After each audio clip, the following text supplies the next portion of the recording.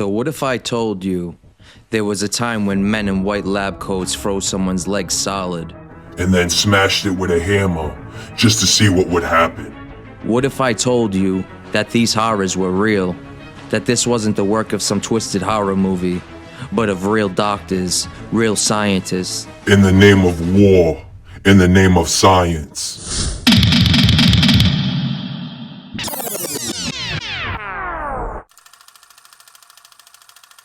They called it Unit 731, a name whispered in fear and buried in secrecy. A place where the limits of human cruelty were tested, where men, women, and even children were nothing more than living test subjects. In the name of science, they were tortured, mutilated, and exterminated. This is the story of one of history's darkest war crimes. One that many don't even know about.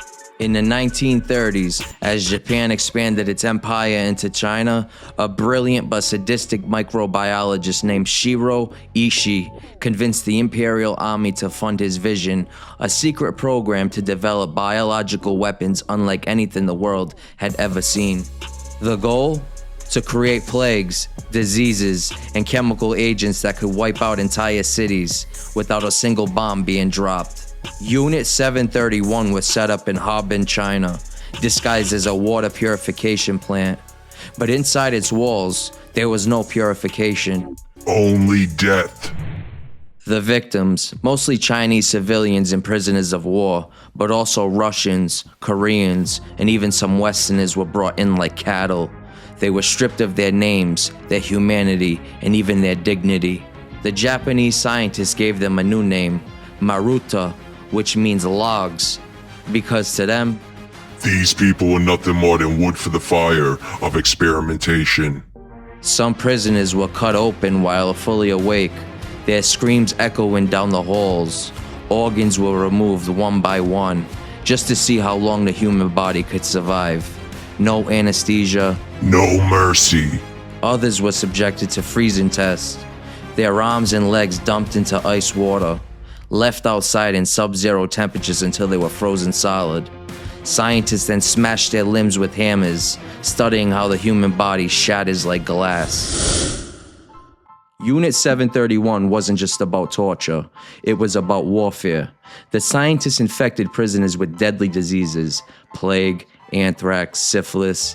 They even released fleas infected with bubonic plague into Chinese villages, leading to outbreaks that killed thousands. When World War II ended, the horrors of Nazi concentration camps were exposed to the world, but Unit 731 was different. Shiro Ishii and his men never faced justice.